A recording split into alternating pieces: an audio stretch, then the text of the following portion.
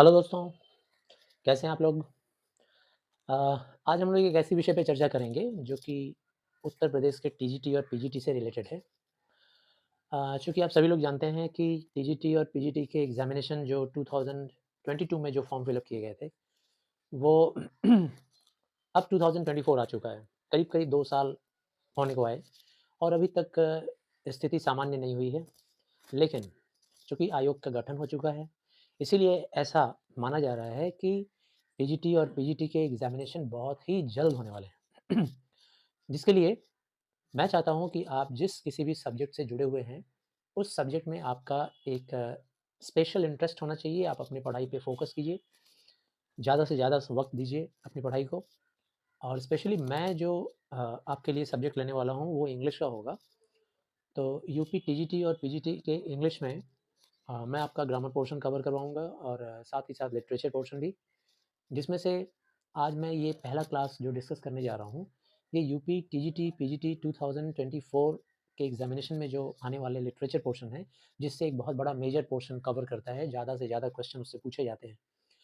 तो आज हम लोग उसी के बारे में चर्चा करेंगे। लिटरेचर पोर्शन में टीजीटी में सिर्फ so there are 4 important authors in TGT syllabus. They are William Wordsworth, William Shakespeare, sir John Galsworthy, sir John Milton. ये 4 के बारे में हम लोग को कवर अप करना है। एवरीथिंग अबाउट देम, उनका बर्थ, उनका डेथ, उनसे रिलेटेड सारे वर्क्स, उनके लिटरेचर, सब कुछ। और इन 4 में से 2 को अगर आप माइनस कर दें, मतलब विलियम सर जॉन मिल्टन को हटा दीजिए और गैल्सवर्दी को हटा दीजिए। ये 2 ऑथर को हटाने के बाद बाकी के जो 2 बचते हैं, यानी कि विलियम वर्ड्सवर्थ और विलियम शेक्सपियर और उनके अलावा 15 और राइटर हैं, यानी टोटल 17 ऑथर्स हैं यूपी पीजीटी के सिलेबस में, जिसके बारे में हम लोग को पूरा का पूरा कवरेज करना होगा।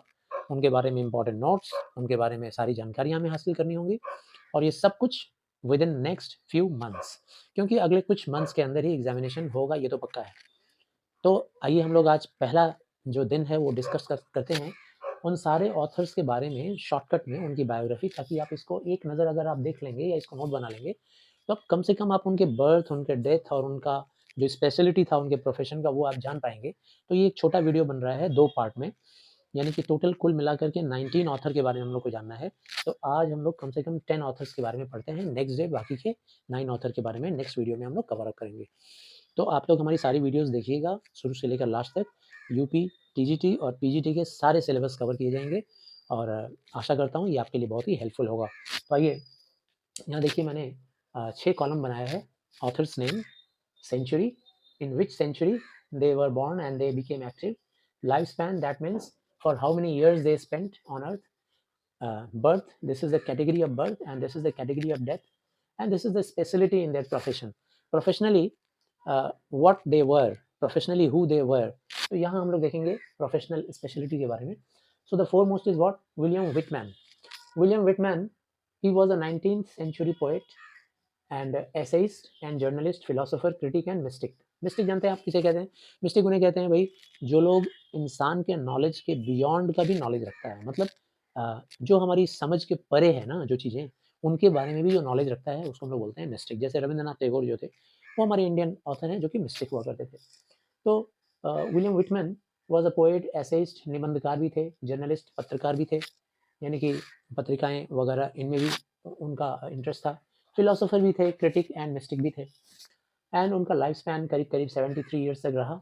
बर्थ 31 मई 1819 न्यूयॉर्क अमेरिका में हुआ और डेथ 26 मार्च 1892 अमेरिका के न्यू जर्सी में हुआ. Next is William Shakespeare. ये भी 16th सेंचुरी पोइट माने जाते हैं.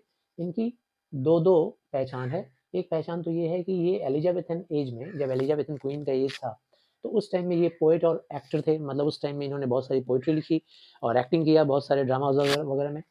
और रेनेसेंस जब आया इंग्लिश लिटरेचर का, तो रेनेसेंस के पीरियड में इन्होंने ड्रामा लिखना शुरू किया और इनका मतलब एक पहचान है प्ले राइट के रूप में.